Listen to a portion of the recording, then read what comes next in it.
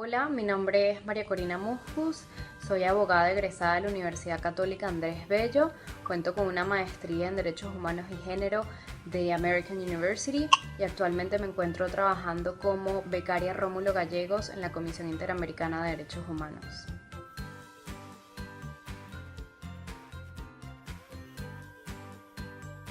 Venezuela tiene una amplia historia de firma y ratificación de tratados internacionales. Formamos parte, voy a mencionar los más importantes, desde el Sistema Universal,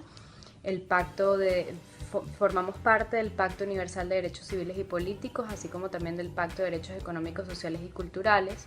Y con respecto al Sistema Interamericano de Derechos Humanos, formábamos parte de la Convención Americana sobre Derechos Humanos, hasta que en el año 2012, lamentándolo mucho, el gobierno denunció la convención y desde el 2013 hizo efecto. Seguimos siendo parte de la Declaración Americana sobre los Derechos Humanos y seguimos siendo parte de la Organización de Estados Americanos, lo que significa que las violaciones o posibles violaciones a los derechos humanos pueden ser conocidas en la Comisión Interamericana de Derechos Humanos, sin embargo no podrían ser conocidas desde que se hizo efecto la denuncia, es decir, 2013, de la Corte Interamericana de Derechos Humanos.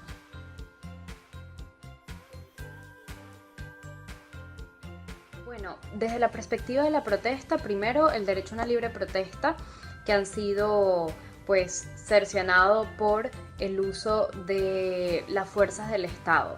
Entonces ahí tenemos también un uso desproporcionado de la fuerza por parte del Estado. Tenemos también numerosos casos de detenciones arbitrarias que tratan sobre el derecho a la libertad personal. También tenemos violaciones al derecho a la vida cuando ocurre una muerte en manos de un agente del Estado, es decir, un guardia nacional, un funcionario del Estado, un policía. También tenemos muchos casos de violaciones a los derechos humanos con respecto a temas de salud. Tenemos personas que no están teniendo un acceso efectivo a la salud, como por ejemplo personas con VIH o personas con cáncer, o el caso específico de niñas y mujeres.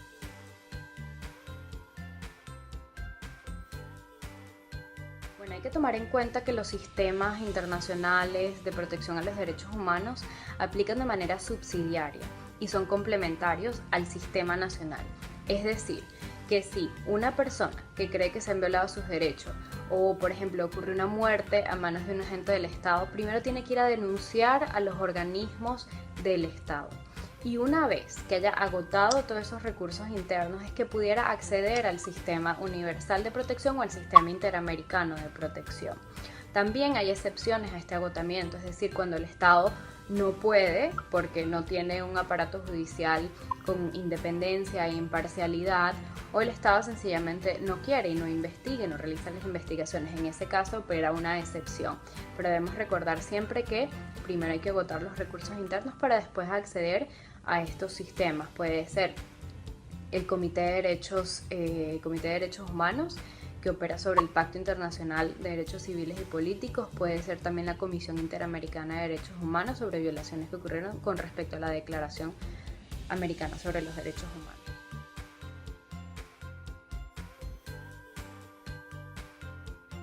Bueno, yo voy a contestar esa pregunta como abogada conocedora de los derechos humanos.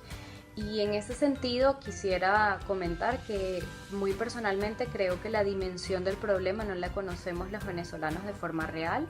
Creo que una vez que termine el conflicto nosotros vamos a poder saber cuál ha sido la dimensión, cuáles han sido los números de casos, personas que quizás por miedo a represalias en estos momentos no han acudido y no han denunciado. Entonces, desde mi perspectiva, una vez que termine este conflicto, deberíamos crear comisiones sobre la justicia y la verdad, así como ocurrieron en países como en Argentina, en Chile o en Guatemala, y una vez que sepamos la dimensión del problema, se pudiera otorgar justicia, verdad y reparación a todas aquellas víctimas de violaciones a los derechos humanos.